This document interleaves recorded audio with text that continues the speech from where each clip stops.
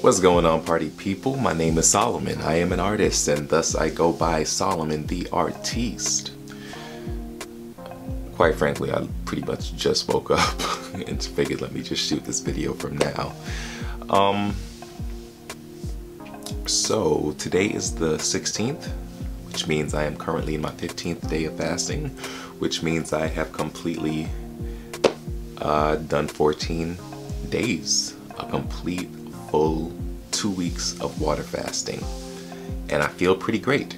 I'm not gonna lie, this seems to be the week where it's really, you know, coming down to the wire in respects to energy and all that stuff. So yeah, which is understandable. It's you going into the third week of having nothing but water in your system.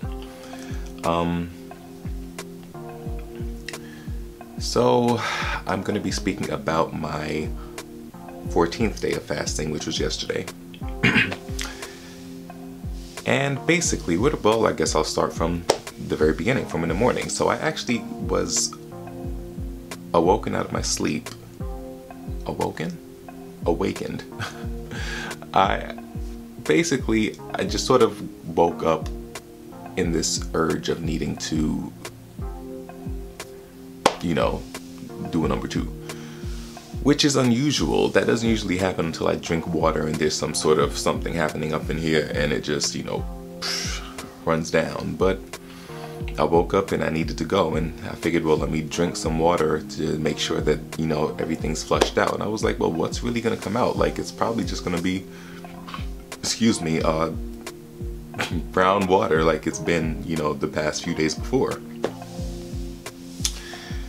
Turned out no, it was actually a lot more solid than that. And it, you know, it's like, it's such a weird thing to feel when the poop moves from like deep and up, you know, here, you know, like it's like being released from some part of the body that I'm unaware of.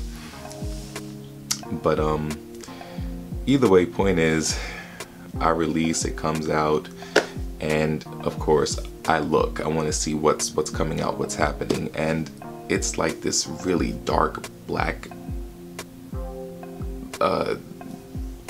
gooey, like tacky matter. And I could just tell that it was just like that old crap that's just been up in there, dying to come out. And every time the crap comes out, that old, you know, the dark, you know, just that super old stuff comes out, like I feel lighter, I feel more energetic. It's like it's like a real release of toxins. Like I feel, you know, untied, if that makes sense, you know. In any case, yesterday I had a pretty eventful day lined up. So I had a doctor's appointment with my ENT, and what I did was so for those of you who don't know, I do have acid reflux. Earlier in the year, I had this situation where my breath would cut off on me. Like I'd be sitting having dinner and like I just couldn't breathe. And I landed in the hospital about 1, 2, 3, possibly 4 times in the year. Once while I was actually on tour with my label, the Label Noir. And the doctors couldn't figure out what was going on with me, and I eventually found out through my ENT that it was severe acid reflux. So I've been having to go through all these dietary changes, trying to adjust and, you know, fix the situation, and it's been a difficult ordeal, you know, because it's not that easy, you know. But I've been figuring it out as best as I can. My doctor ended up giving me a book called the Acid, I think it's called the Acid Watcher Diet. Like I could just go in my bag and pull out the book, but it's not that serious. If anything, I'll just put a link to the book in my description if you're curious about the book. But I got that book as he asked, and, you know, began to read it and saw that there was a lot of things that I thought it was just a matter of, you know, no tomatoes, you know, no tomatoes, no ketchup, no Obviously no acidic foods, no spice, no coffee, things like that. But there's way more to it, you know? And I also started getting more foods that I should stay away from and should eat more of from my voice specialist. So that's part of the reason that I decided to go into this water fast. I really needed an opportunity to just sort of detox and reset my body. Yeah, but either way, I had the appointment yesterday, went and visited with him, and did all my tests and all that stuff. And, you know, as he put it, my vocal cords are back to being perfect, which was exciting to hear because I've really been struggling this past year. Anyone who knows me knows that I love to sing. Singing is my life, and to not be able to sing 100% as I've always done, to not give my full 100 in my performances really, you know, eats at my confidence, you know. So I've got the go ahead to just get back to myself. So now that my vocal cords are back to being 100% healthy and strong again, I've got to go through this whole process of getting back into vocal training. Because the fact is I haven't really sang, you know, I haven't really performed as much because I haven't felt confident in my range. That's really what it is. And, you know, since this year started, really since I'd say maybe November, the ending of November, let's call it the last 2 to 3 months, I haven't really sang much at all. Especially this year, you know, since I've started the water fast, I have, you know, you really don't have much strength, you know, so I haven't really sang like at all. So even when I try to drop little notes here and there, I hear things that need a lot of, you know, technical work all over again, you know. And so I'm definitely gonna go get some intense vocal training and vocal strengthening. I can do that with my voice specialist who I see, but she costs a lot of money, so I can only do it but so many times. I do have my old vocal coach that I used to work with that I can contact him, I think, pretty much any time, and he'll work with me. And then of course, you know, there's YouTube. There are other ways out there, so I'm gonna do that. So that's a fantastic thing, and I do believe that the water fast has a lot to do with the my vocal cords becoming healthier all over again, you know. So yeah, that was a great experience. And he himself, you know, said that he's never really seen anyone go from what I started with when I came to him the first time, because it was really bad when I got to him. I had like one vocal cord that was super weak compared to the other. There was this excess of mucus that just wouldn't go away. It was inflamed and red, and I can see what he's looking at. He pushes the camera down my nostrils and everything, and even I saw the major difference. Everything was like pink and plump and juicy. Sorry, that sounded terrible, but hey, it made me feel great, basically, to see that what I'm doing means something. It's actually working, you know. So yeah, that was my doctor's appointment. After that, I had a job interview.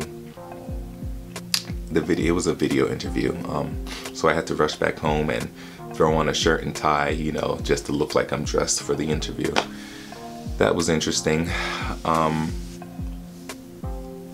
I suppose I can say it, you know, I got the job, so that was a great thing. And then after that, I pretty much had to do the whole, you know, drive from 2 to 4:35 thing. I will say, with the doctor's appointment, I'm sorry, I keep doing this to my mustache because obviously, like I said, I woke up, so I haven't done my mustache and it keeps kind of falling into the corners of my lips. He did say that I looked a bit dehydrated, which struck me by surprise because I'm like, yo, I'm literally living on water right now. But it made a lot of sense also because of the fact that I've said this a number of times, when I know that I'm going to be away from the house and not, you know, have access to a restroom if I'm going to be, you know, in the car for a number of time, a period of time rather, I try not to drink excessively beforehand. So I definitely did that before heading to the doctor, because his office is it's far enough where, like, if I were to say, put it like this, if I took the train, it would be like an hour and a half ride to get there, whereas driving is about 22-25 minutes. But it's in Long Island, you know, so yeah, I try not to drink before I eat, before, you know, things like that. So, and I kind of felt it. He even offered me some water, which I drank, and like just that sip of water just made a huge difference in that moment. Drinking it, and my voice just, like, even now you probably hear a bit of crisp, a bit of vocal fry or something. That's largely because I did just wake up, but also because I need to have some more water. Yeah, so there's that job interview, and then, you know, doing my running arounds from 2 to 5, whatever it is. Now, what ended up happening in the evening, because I decided that I wanted to go buy some more water, because I see that my water is starting to run low, and I find that as the water fast progresses, I drink more and more water. So where I started drinking maybe a gallon a day, I can push as far as 3 gallons for the day. So I tried to go to Walmart to buy some water, and they raised their prices. I low-key think it is because of me, because I buy so much at a time. Like the last week I bought 20 bottles, and I saw that, I was like, let me run across the street to Target and see what they have. And I went there and they didn't have any left, you know.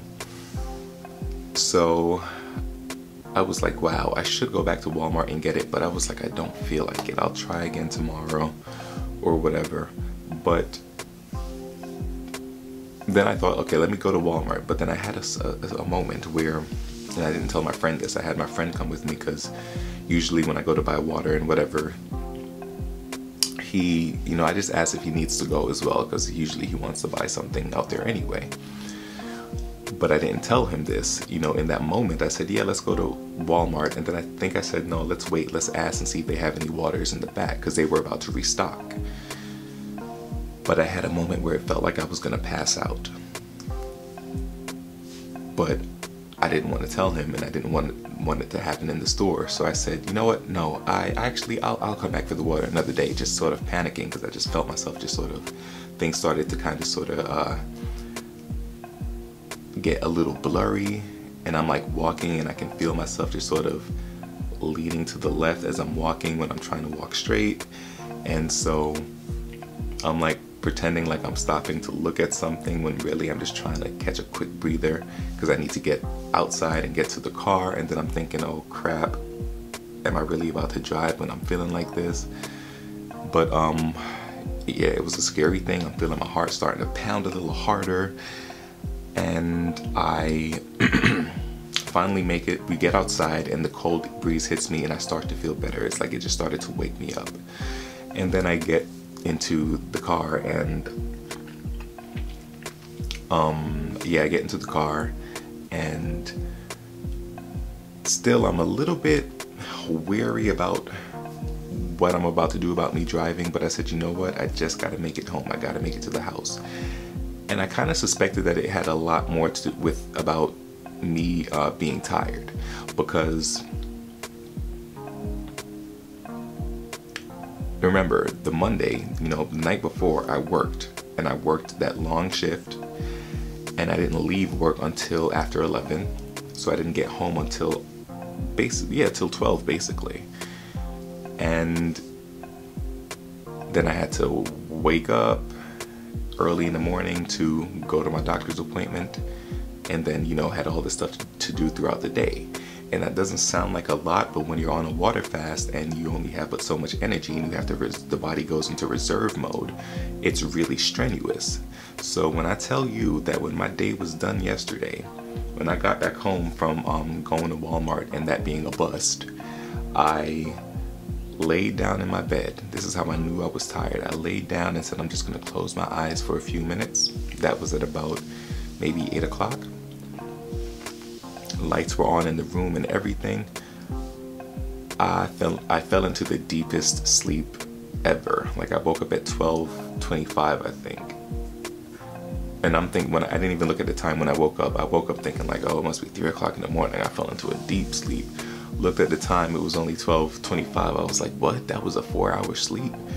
You know, but I got up and, you know, drank some water, turned off the light, and then actually got under the covers and all that stuff and slept again until I think like,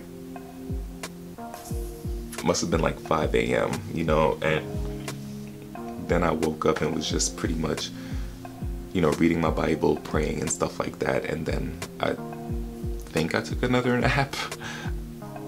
Yeah, I definitely took another, fell asleep again, you know, but I realized like my body was just so exhausted and just needed to recover.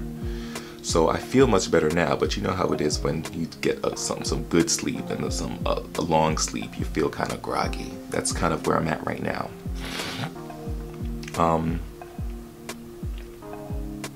Yeah, so that was pretty much my 14th day of fasting. You know, I definitely realized that now was the time to really be conscious of my water intake, conscious of my resting, of my energy use, and